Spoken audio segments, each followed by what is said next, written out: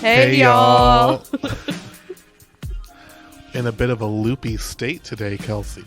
I know, I'm so tired and wired. Both at the same time. Well, welcome to the new year. It might be all those Dr. Pepper Zero Sugars you've had. That was nice, actually. There should be a commercial. That was nice, actually. Pepsi, I'm ready to be higher. Actually, I don't want to work for Pepsi. Ooh, sorry. Cut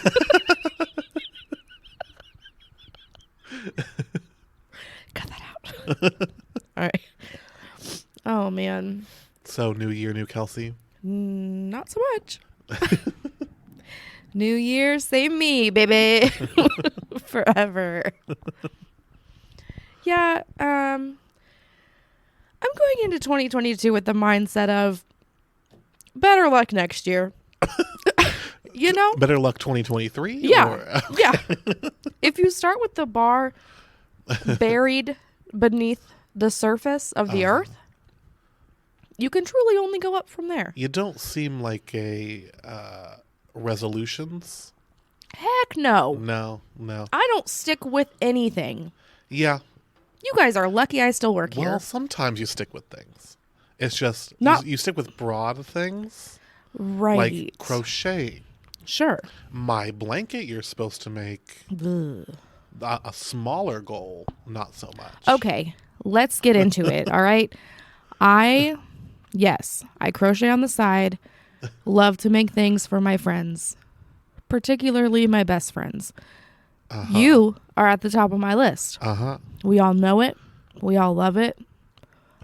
That being said, my motivation has tanked, but I bought the yarn. I'm just saying I've seen you make other things in the meantime. Smaller. Your blanket is going to be huge. The thought of it, it's like I have to build a house.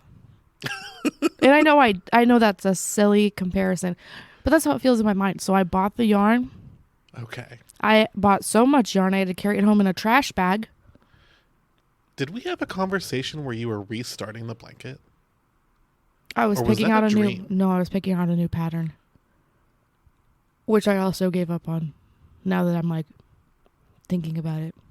Did you show me a picture of something? I showed you a pattern and I was like, look at this. This is so cute. But was it a picture of something you had done? No. Okay, I totally had a dream where you showed me that you had made half a blanket and were like, it's terrible. I have to start over. See? Also, I was like, why does this sound so weird this month? And it's because I had one headphone over my ear and one off of my ear. Yeah, that'll make a difference. Yeah. Smartest on the pod. Okay. But yeah, no, I'm going to make the blanket. I'm going to make lots of things. I just made some mittens for some Christmas gifts. And I'm the gift giver where I'm not giving you anything unless you give me something. So I had 2 coworkers give me a gift and I was like, oh shoot, better make something. So I made mittens. I love those 2 people, and if they're listening, I love you. And I hope you love your mittens. And I would have promised you a crochet item at some point in your life and would have never made it had you not given me a gift. Yeah. So take note, Jacob. Yeah. I gave you a gift once. Yeah, and I gave you a gift back. I gave you Chick-fil-A sauce. Oh, yeah. Remember that last year? That was really good. I do love that Chick-fil-A sauce. That was a good gift. That was when we had the revelation that they sold it in bottles. Bulk. Yeah. Yeah. Now when I go there, that's all they ask what I want, and I say a bottle of Chick-fil-A sauce. Absolutely. Yeah. It is very good, though. It is for sure. Well, I also don't do resolutions for the new year. Never helped. Never done one. You know, I got things going on. I feel like I did when I was younger. I feel like I might have tried, and then literally that day, yeah. I was like, I'm always the kind of person that's like, I'm going to eat better. Sure. I'm going to work out. Uh-huh. Never happens. I went through a phase where I walked up and down the stairway or the stairwell here. Uh-huh. Someone else does that. Marianne? Shirley, Maybe. Marianne. Somebody was like, you should walk the stairwell. And I was like, you're right. I should. You mean the stairwell on the back? Yeah. Yeah, Marianne does that. Okay. So I was like, yeah, for sure. Let's do it. I'm going to walk it. Like instead of using the elevator. Yeah. But like, Yeah. I used to get hour lunch breaks. So the second half of my lunch, like 2 days, I walked up and down the stairs, and I haven't done it since. Yeah, it doesn't sound very fun. No, it hurts like hell. It's also a very drab, sad stairwell. Creepy. And so I'm listening to true crime podcasts as I'm in this creepy stairwell. Yeah. And no one knows where I'm at. It's like those cinder block bricks they had in schools. Yes. And just everything's just white and looks like it's kind of like a hospital. It's It like reminds me of like the just parking garage of a clinical. hospital. Yeah. And it's like fire safe. Yeah. So it's super quiet because it's insulated really well. Right. And I would like walk it 2 times maybe, like up and down twice.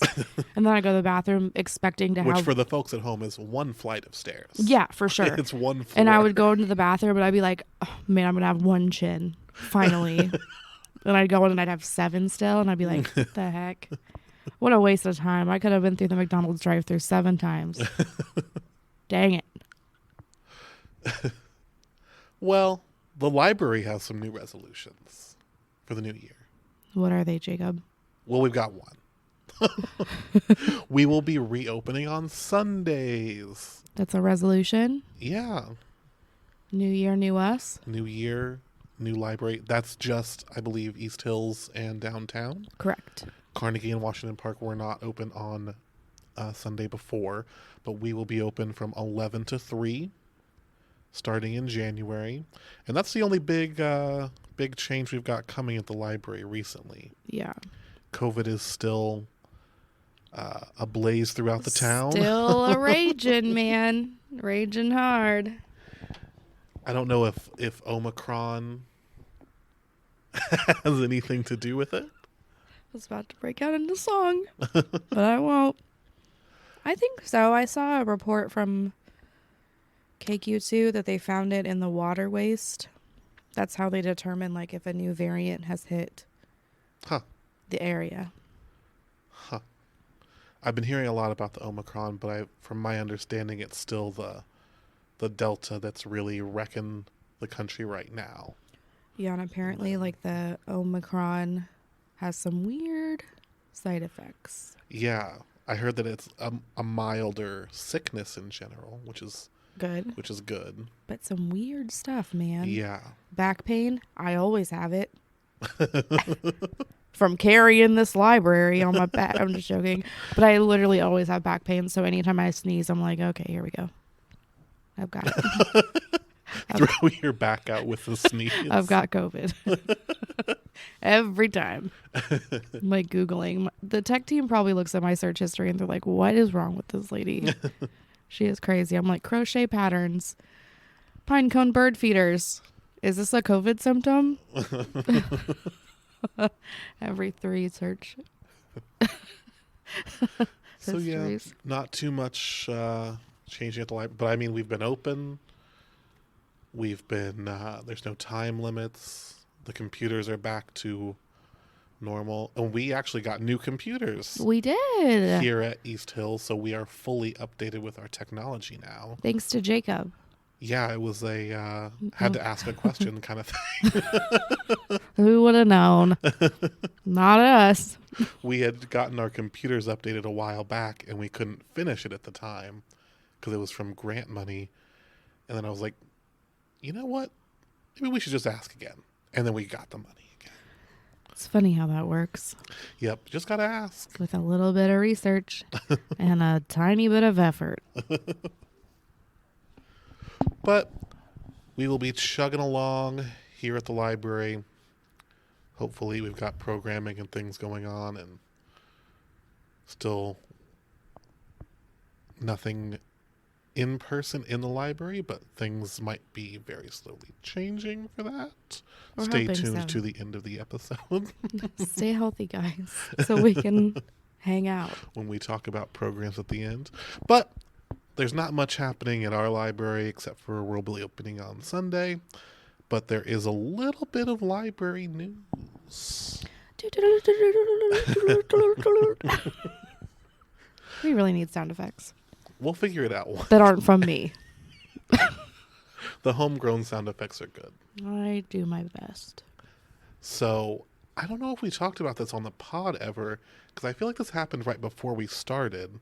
Do you remember when there was the news about the audiobook embargoes on libraries? I remember it, but I don't remember discussing it with you on the pod. But doesn't mean we didn't. Yeah, I think it happened just a little bit before we started. So what do you remember about what the issue was? I feel like, are you talking about ebooks? Yeah. I don't know why I said audiobooks. No, that's fine. There was something big with, I just remember the big Macmillan publisher scandal that happened. Yeah, because they were trying to get They hiked up the price or something crazy. There have been tons of price hikes, and that's a big problem. And they were also trying to stop libraries from getting access to ebooks for a certain period of time. Right. And that's why they called it an embargo. Okay. And that was because there's this perception that if people can just get the ebook at the library, why would they buy the ebook? Correct. Which, is kind of the whole point of the library. You can come get the book here. I've never in physical print. bought an ebook in my life. And I will not, because I love the library.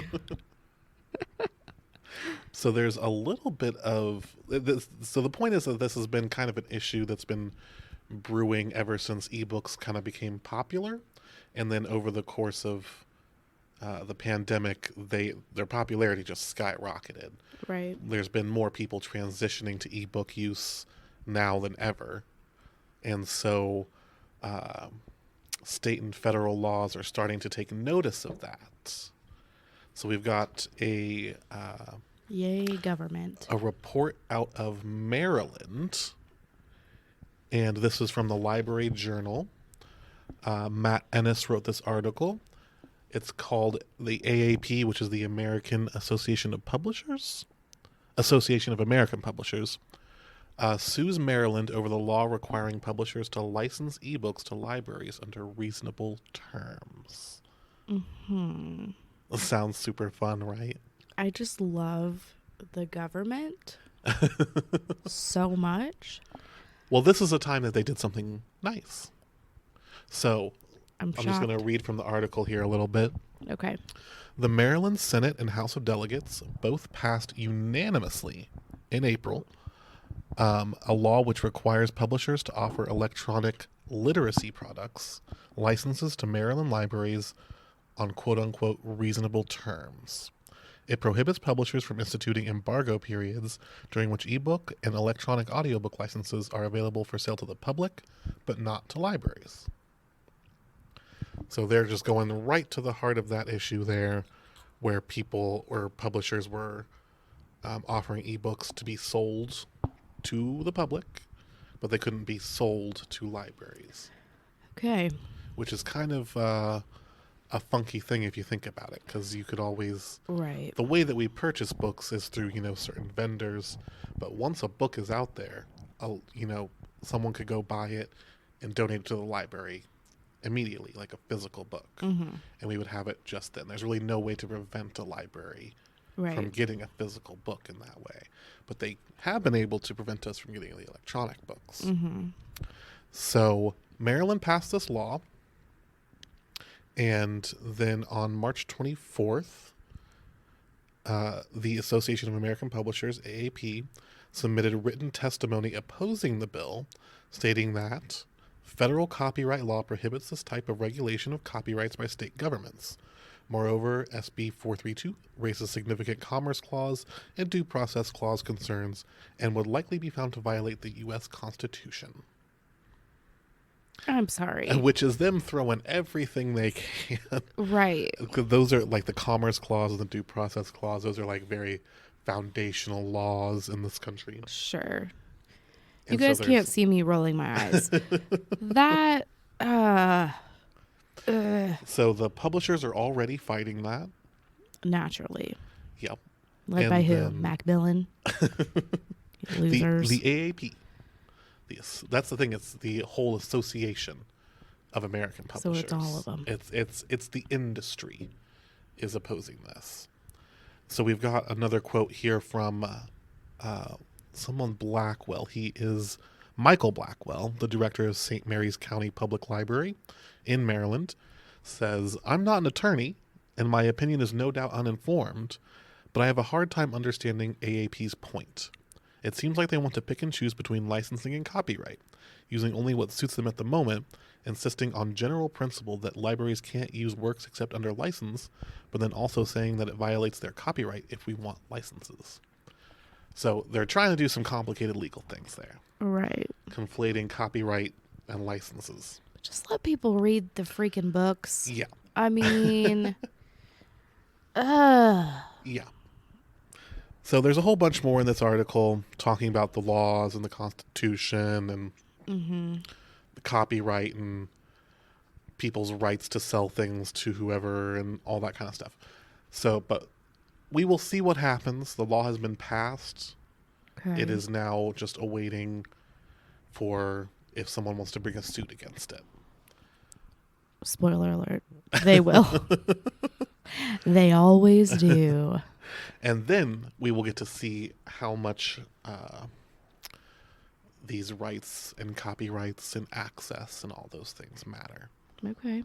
So we've got another step in the right direction for access to ebooks. Let's just keep moving that way, people, because e-readers are so popular right now. We talked about that in the December, mid-month episode. I just set up a Kindle yesterday for a patron. Yeah. And it took me so long. It took a while. We had a laptop. He pulled his mouse out of his pocket. I was like, "Man, you were ready." And he was like, "Yeah, that trackpad sucks." They knew they would need some in-depth help. Yeah, but we got it. And he was all set up, and we were checking books out before he left, and he was super excited. It was really great. When you can solve something, like most people would have seen that and just tried to push it off. It felt so good. But yeah, it was really great. I was knee deep in Amazon, so I was ready to go. So another little bit of library news is, most people probably don't know this, but we purchase almost all of our library materials from one vendor. Mm-hmm. It's called Baker and Taylor. Mm-hmm. And their whole thing is selling books to libraries. Selling books, audiobooks, DVDs, all kinds of stuff. And I believe they only sell to libraries. But it is the largest. Baker and Taylor is one of the largest of these types of companies. There are a few other ones if you're getting into academic libraries with those giant books about chemicals and things like that. They have specialized places they go for that kind of stuff. But Baker and Taylor is the big one for public libraries, and it was actually purchased by Follett. Mm-hmm. Follett. I have no idea how to say it. Where's Kim when you need her? About 5 years ago. Okay. So it has already been recently purchased, and then they just sold it again. So Follett, however you say it, just sold their stake in the company. And they sold it to the guy who was the CEO or president of Baker Taylor and a private investment firm. Which I was also, based on Kelsey's face you can't see right now, I was also concerned about it first. Unimpressed. Because when private venture capital firms buy up these kinds of businesses, it's usually just to load them up with debt and sink them. Mm-hmm. Now, that is not what happened in this case. Mm-hmm. So it was actually this guy who was the president of Baker Taylor during this time. He was vice president starting in 2014 until he became the executive vice president in 2019 and the president later on in that year in 2019 up until now. So he's been leading Baker and Taylor for a while. Mm-hmm. And we've got a little thing from Business Wire here. It says Baker and Taylor, the world's premier, so it's big, the world's premier distributor of physical and digital book services to public and academic libraries, will now operate as an independent, privately owned entity after a divestiture from a private investment group led by President and CEO Aman Kochar. Mm-hmm. So it's going to be becoming a private business again. Okay. What are your concerns? Just seems a little shady. Like, I don't know. Go ahead. Continue. You're not sure what to think about it yet? Yeah, I don't know how I feel. I feel okay about it. I'm just glad you didn't say, like, Jeff Bezos bought it. Yeah, there are much more concerning things that could have happened 1,000%. Because it seems, and the reason I'm not so concerned, is it seems like Aman Kochar is a pretty good guy. Okay. So there was a little bit of an interview with him in Library Journal, and they asked him some questions. One of them was, what are your goals for the short, medium, and long term? And at the end of his answer, he said, how can I go to libraries, understand their challenges in this world where constant reevaluation, shorter attention spans, and socioeconomic challenges are ahead of us? What is the library's role? And how can I reflect the library's challenges in my own organization and partner with libraries to solve them? Okay. So it sounds like they're getting a little, since they were owned by this much larger business before, they were kind of restricted in what they could do. Okay. And so now it's going to be led by this kind of one person and a little investment group. They're going to have a lot more flexibility to do things and adapt a little more quickly. Okay, I don't hate that. Yeah. And it's not, like I said, this is a private investment firm, which is separate from, you hear about things, they're called venture capital firms. And they really, that's generally their job is they buy businesses, load them up with debt from other businesses, and then sink those businesses to recoup on some of their debt. Right. That is not what happened here. Okay. And like we've said, this is the biggest company that's doing something like this pretty much in the world. Okay. I don't hate it. And Aman seems like a very cool guy. They asked him about supply chain problems, and they said they're starting to get them under control, but the most important thing is communication. Because if, retweet in general, if libraries can communicate to their patrons the issues, then they can communicate with us and blah, blah, blah. Sure. And then I just thought this was nice. At the end of the interview, they asked him what they have not asked about and that he wanted to tell them about. And Aman said, I am personally very excited.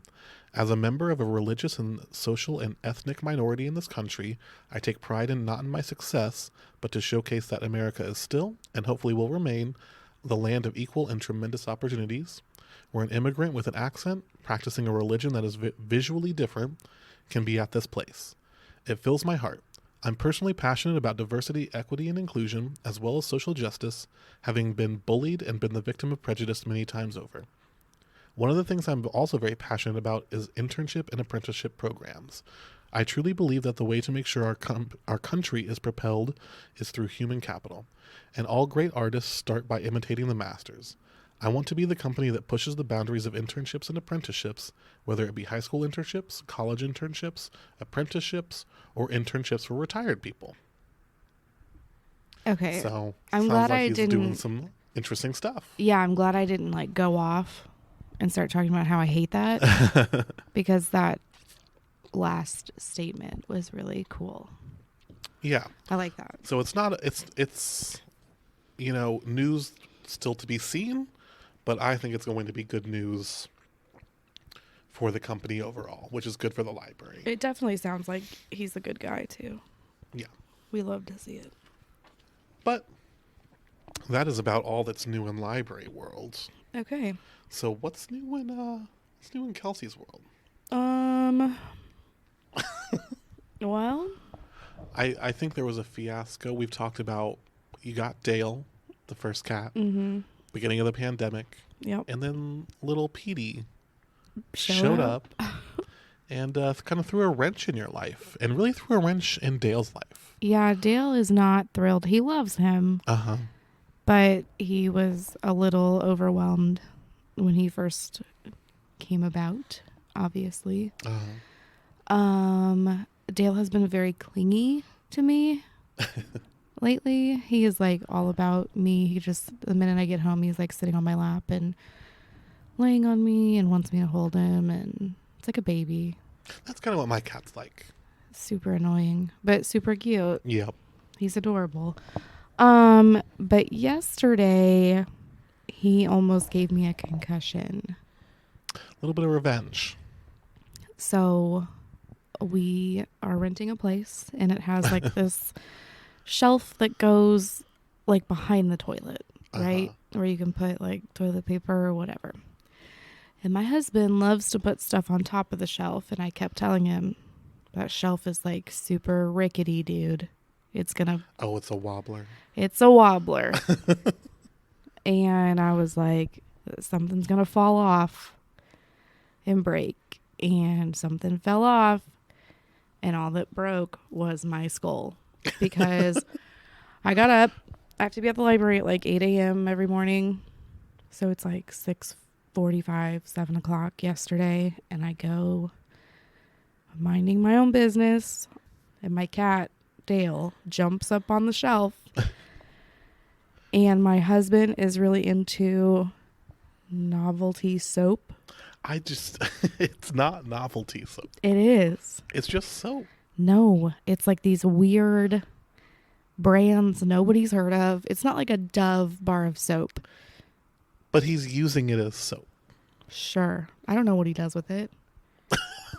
And so he has this bar of soap up on the wobbler and Dale knocked it off and I had the lights off. So I had no idea what was coming. Oh, that's no good. No clue. So Dale just jumps hear up some there. Shuffling above you. Yeah. Dale jumps up, shuffling, wobbling. Next thing I know, something nails me right on the head. And I'm like, what the heck just hit me in the head? And I was honestly like dazed for a second. Like I was like, what the heck? And so I flip the light on and I'm like seeing stars. And I reach up and my head is wet. And I was like, oh, that's not good. My head was bleeding. Yeah, Dale knocked the soap off onto my head, nailed my head, and I'm concussed. Now, I don't literally have a concussion. I had a headache all day yesterday, though. And my head is like, I have the biggest goose egg right on the top. It's not great. He had to get his revenge. He was mad. And now, hopefully, everything's all good. Yeah, he got it out of his system. We're good. Of course, Cole was like, maybe he's telling you need to take a shower. I was like... Here's some soap. Yeah. Thanks a lot, Cole. Thanks a lot. Thanks for your support. Now I have a traumatic brain injury. That's how all serial killers start. So everyone watch out. This was the turn in your life. Yeah. Every show you watch or podcast you listen to, it's always like, Kelsey was fine. And then the little commentator comes on. It's like, until she was hit with the bar of soap. Dun, dun, dun. And it's like a reenactment of me getting nailed in the head while on the toilet with a random bar of soap. And then it just flips to me killing people. Seriously. Yeah, at first Kelsey made me think this bar of soap was like the size of a 2-liter. She was like, it's huge. It was so big and so heavy. I'm bringing it tomorrow. I'm bringing the soap. And I will give it to you. It is larger than a normal bar of soap. I sent you a picture of it. It's literally the size of my hand. It is a big bar of soap. It's a large bar, but I was expecting like a cereal box of soap. It was a bar of soap. It felt like a brick hitting me. But a sharp corner did get you. Ooh. Yeah, it's not great. I've had a headache for 24 hours. We're thriving, man. We're just thriving. We're heading into the new year. We're prepared. New year, new me. Because we'll have New Year's Day off. Yes. And it's going to snow. Oh, man. On New Year's Day. It looks pretty likely that it's going to snow. I'm still holding out hope that it does not. No, I want snow. I'm all good. I am all good. Well, Kelsey had a fun little idea for us to try on the pod today. It's stolen, though. Yeah, stolen idea. I mean, that's, we reuse ideas. Most ideas are stolen. This actually... See our take it makes. Right. This actually was an idea that Crystal Stuck had showed me on TikTok. And a library system in Fowlerville, Michigan does this. And it is 1-star book reviews. So it's 2 people. Okay. They look up 1-star reviews of books that are popular. And they read them to their other person. And you have to guess what the terrible book is. Okay. That they're talking about. I have one for you. Okay. It's pretty easy. Oh, no. Okay. This says it's from Amazon. Okay. 1 out of 5 stars. And the title is Needs Better Characters. It says, his mom walks in while they're getting it on. I mean, seriously, who could possibly be turned on by this book? Review was written in 2015. Is that 50 Shades? Yeah. Which I will say, I will admit on the podcast one time and one time only, I read that book. I do not remember someone's mom walking in. That's ick. They do some crazy stuff in that book. I'm sure they do. I would be embarrassed by my mom walking in on just basics. Just seeing your mom. I don't want my husband. I don't want my husband to even look at me when my mom's in the room. So I can't imagine if Cindy walked in while that was going on. Ooh. Good job. Well, I have a fun one here for you. Okay, I'm ready. I found some, and I found multiples for different books, and we'll see how it goes on here. But this one is from Amazon. I've only got one review for this one. Okay. So hopefully you get it. We will see. I'm ready. The review is from October 27th, 2021. Oh. Very recent. Okay. From Review Time. They gave it 1 star and says, ugh. That's ugh is the title. Very creative writing. And 2 people did find this helpful. So Okay. Oh. yeah. Verified purchase. They really did buy the book. Okay. They say, honestly, the worst of all of them. The pacing is strange. Multiple characters get killed off screen in a way that has almost no impact on the reader. Most of the deaths are done for shock value. It's a series. It is a series. It's got to be Harry Potter, right? It is Harry Potter. But what book has multiple deaths?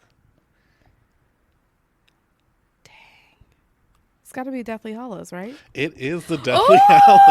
Oh, my goodness sakes. I only know because they do the Battle of Hogwarts. Yeah. The worst of all of them. That's incorrect.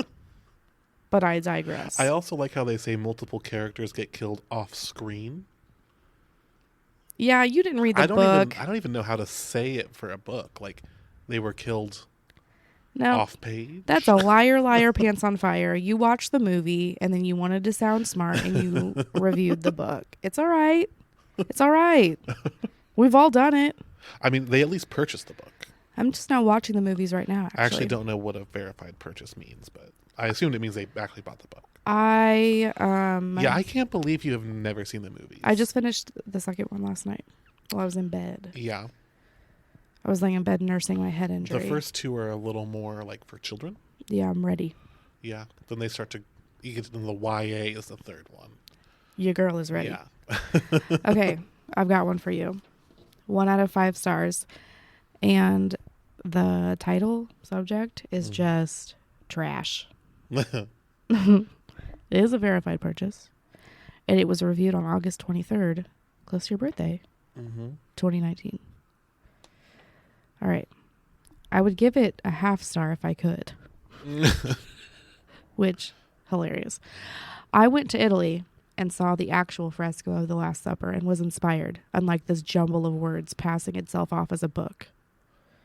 3 people found this helpful. They went to Italy and saw the Last Supper? Yeah.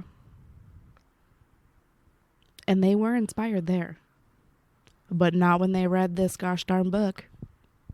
The only thing with the Last Supper in it that I know is it's Dan Brown. Mm-hmm. Which one has the Da Vinci Code? Yes. Yes. The Da Vinci Code. You got it.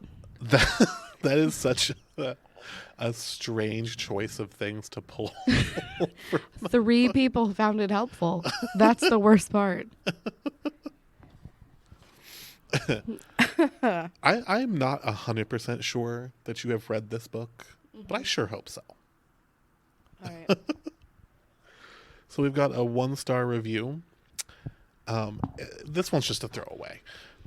I didn't purchase this. Gift for a lady, obviously. Ridiculous book. An even worse movie. Twilight? No. That one's kind of a throwaway. Gift for a lady, obviously.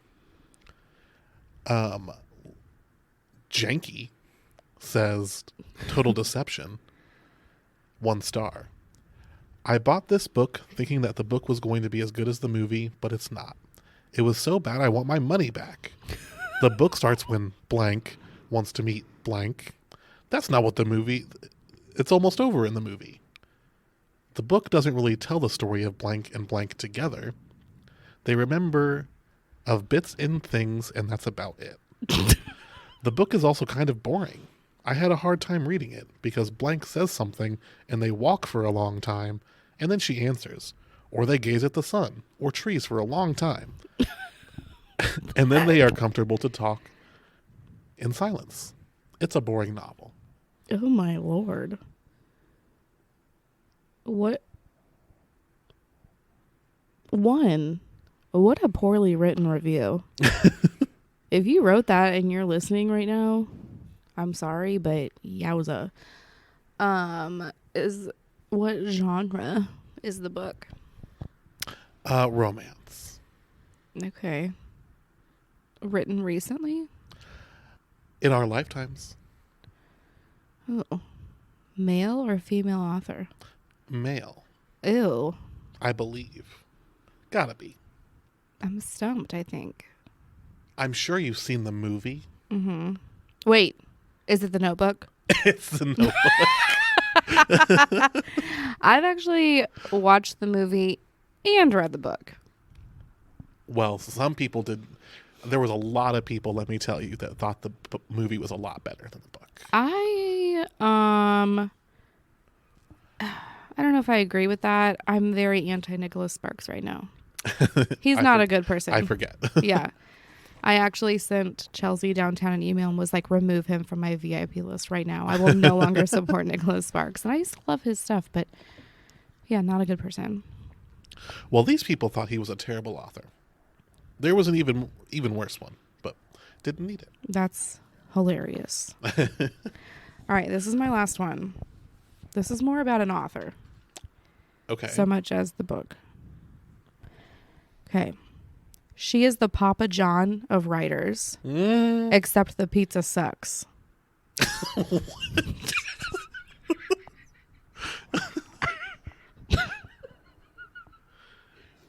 One out of 5 stars.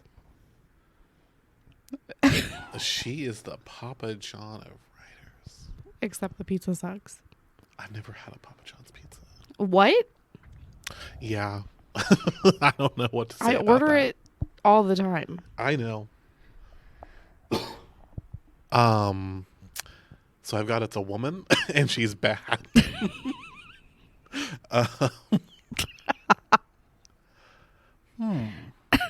Women writers. I can't say the subject or the name of the person or whatever because it gives away who this is about. It's not going to be J.K. Rowling. Yes, it is. Oh my God. The Papa John of writers. Oh my God. And it is Rowling is a sad person is the subject. There's also a lot of I dislike Rowling.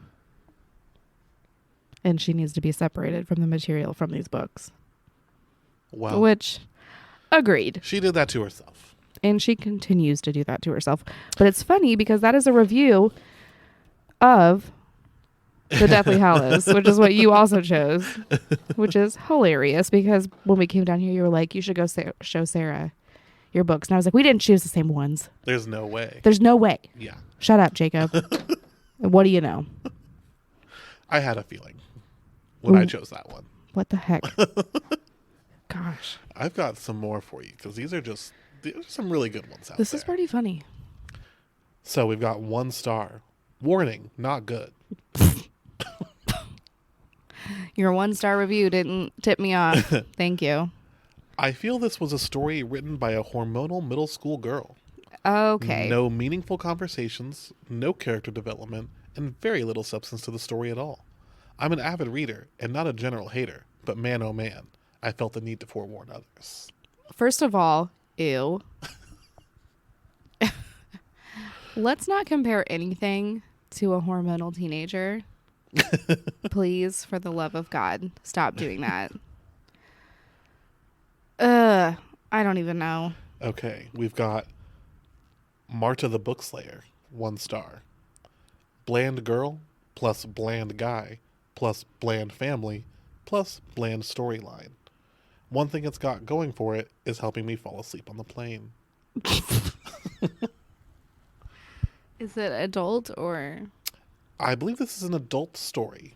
Okay. I've got one more. Okay. Nicole, 1 star. On the one hand, it was a fine, light story. On the other hand, it was a ridiculous cop-out, even trading in on the pandemic with an author's note to justify it. They needed to pick something and go with it, but each aspect of the story went only part way. Way too many characters. They're all supposed to be very important, but no character development. Characters were immature, so it was jarring when she referred to these boys as men. Also, the 17-year-old brother, always on his phone, seemed way too immature and overprotected to be Gen Z. They know what's going on. Does he never leave the house? Maybe it's all just lost. And I think she's referring to the TV show here. I mean, I could have gone that far out there, and it didn't. Happy little romance with immature people with a slight element of so-called magic. I'm really bad at this, huh? I have no clue. I know for a fact that you have read this recently. Oh, shoot. That shows I just scanned the pages. I've read it recently. Holiday book. Oh. A holiday book? Holiday theme. Is it that dumb Christmas book I read? What was it? Can't even remember the freaking title. In a Holidays? Oh my God. I tell everyone that's one of my favorite books. That's so embarrassing. Crystal, if you're listening to this, I know for a fact you just took that off the recommendation table with my name tag on it. Disregard the last 2 minutes of this podcast. Because she was like, this better be good. And I was like, it is. It's one of my favorite books. What the heck? Are you kidding me? I left out the reviews that said stuff about time travel. I still would have had no idea. Oh my God. Oh my gosh. Yeah, maybe you're not so good at that. Christina Lauren, I'm so sorry. Your books are great. Thanks for coming to our book clubs and stuff. Dang it. Wow. I am awful at everything. I was kind of surprised that I guessed any of those. You did good. Trash. The Da Vinci Code. Well. That was fun. Well, let's talk about a couple of things that are coming up for the programming in January. Kelsey, you know more about... We've got another reading challenge coming up. Yes, we have a Read for a Better World, the Winter Reading Challenge. It is running from January 1st through January 31st, and we are encouraging the public to participate on Beanstack. Beanstack is the app and website we use for the summer reading program. So you log your books. This particular challenge is sponsored by Learner, but we are trying to hit a community goal of 500 books read in the month of January. So if everyone just read one book and logged it on Beanstack, if 500 people did, yeah, we would hit the goal. I know there are 500 listeners. That's what I meant. Gosh. Yes, all of our 500 listeners. So you can find our Beanstack site at sjplibrary.beanstack.org. And we probably have a link for this on our website. Yeah, it's certainly on the calendar. Yeah. And so each reader, though, is entered to win a grand prize. And then when we meet our community goal of 500 books read, a lucky library patron will get to pie a librarian on Facebook Live. But if we go above and beyond, if we read 1,000 books, we will pie local sports reporter / anchor Chris Roush from KK2. Oh my God. And then, hold on. Oh no. If we read 1,500 books, we will pie chief meteorologist Mike Braciano. Oh my God. It's happening. So get your read on, St. Mike Joe. Braciano is a fixture of the community. And we're going to pie him on Facebook Live. And you might be the lucky patron to get to do it. I hope I am. I want to pie anybody. So I think it's Jess who you get to pie via the library. Librarian. I'm pretty sure. Pretty sure. So yeah, that's happening the month of January. And then I just want to point out some of the cool themed crafts and take and makes we've got. We have an ice lantern, which is a steam take and make. So that one's going to be like science technology related. Perfect. Coming out on the 8th. And then on the 10th, there's going to be a waterless snow globe. Curious to see how that works. That sounds fun. And on the 12th will be a sock snowman. Cute. And that's going to be for the teen take and makes.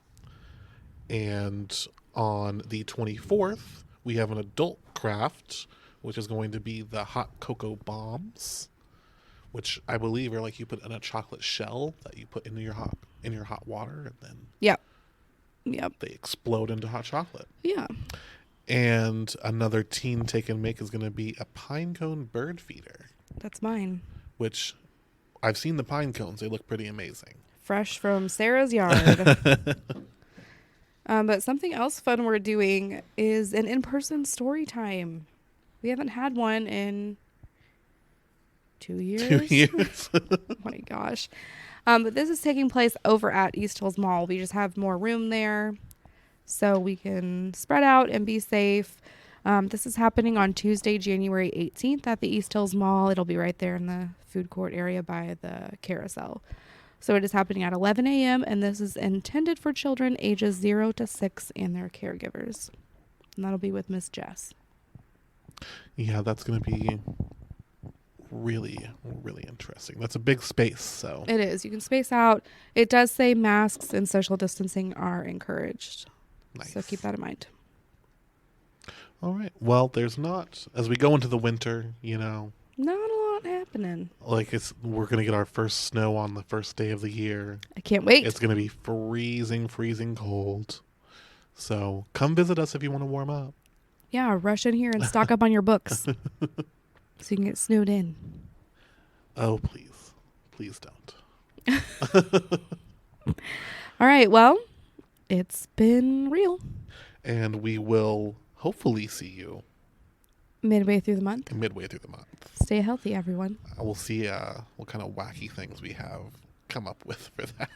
Who knows? I might have another concussion. Might have another cat. You never know. Maybe both. Hopefully both. I hope so. All right. Well, we will talk to you later. Bye. Bye.